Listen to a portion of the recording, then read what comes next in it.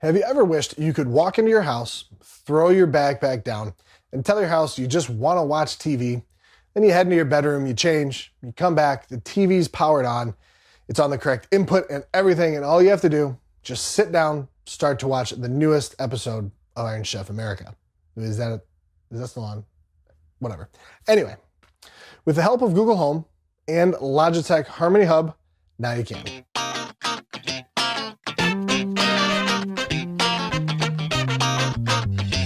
So what's going on, everybody? Jeremy with Detroit Tech.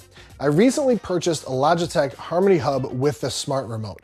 Now, many people know Logitech from their computer peripherals. I use a Logitech mouse every day, really at work and at home. And Harmony name has been synonymous as well with universal remotes for quite a while.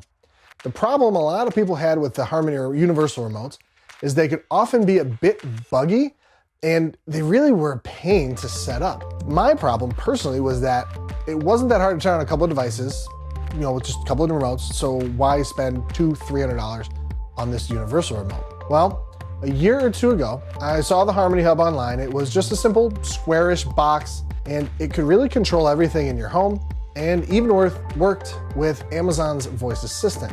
That's pretty cool, but I didn't have a voice assistant, or that specific one anyway.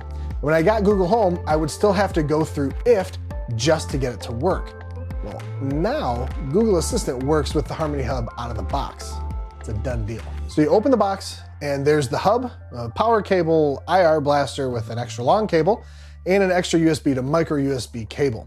There's the smart remote and the quick setup guide as well. For your own unboxing experience, I've linked the hub that I bought in the description below. So setup overall is pretty simple. I thought I would have to go on to the full desktop site, but all I had to do is plug the hub in, open up the app, and log in, which I was able to use my Google account, which is awesome. The app walks you through the setup step by step. I had to type in a model number of the Vizio TV I use and the Onkyo AV receiver, and then really one simple button press turns everything on. When you dive into the app, you can edit your activities. You can change which device gets turned on first. My receiver has a kind of a weird habit of hissing and crackling when turned on after the TV.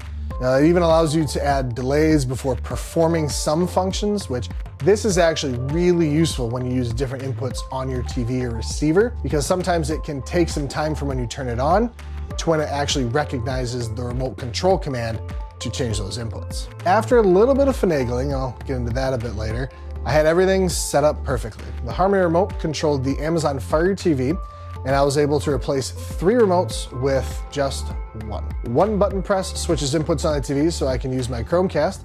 Oh, also another cool thing, when doing research for this video, I saw lots of people, they were talking about how when you switch activities, going from one activity to the other, using the hub, it would have to complete the current activity by turning everything off, and then it would turn it all back on and start that other activity. Apparently, and I don't really know when, they fixed that with a software update along the way.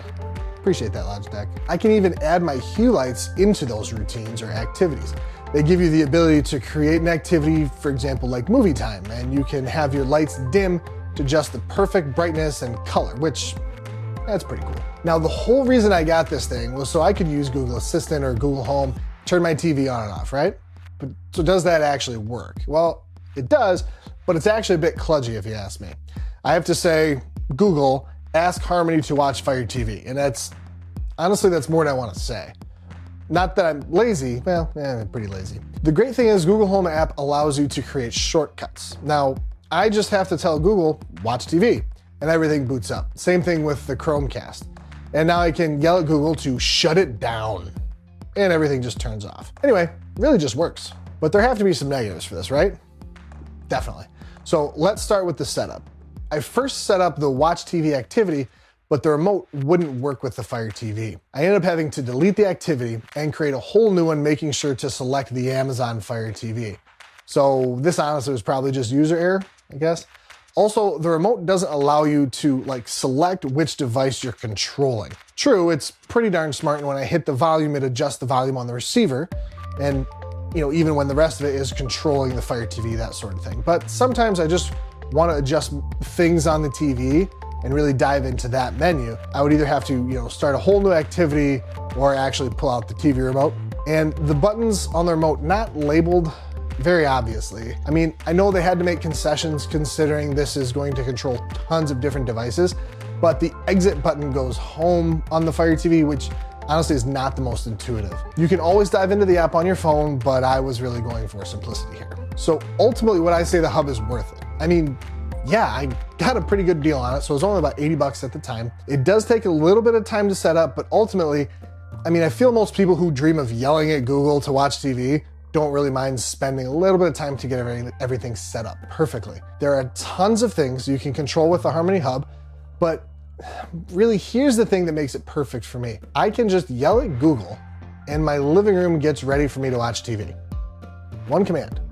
That's the dream. And it's not only the realm of the super rich anymore. With the Google Home Mini and the Harmony Hub, you're basically under $150. It's perfect. So thanks for watching, everybody. If you love yelling at your Google Home and having it do things for you, hit the thumbs up and subscribe. If you think Skynet is here already, hit the thumbs down. Either way, let me know how you would use this or what you would do with the Harmony Hub, and we'll catch you in the next one. Okay, Google, subscribe to Detroit Tech.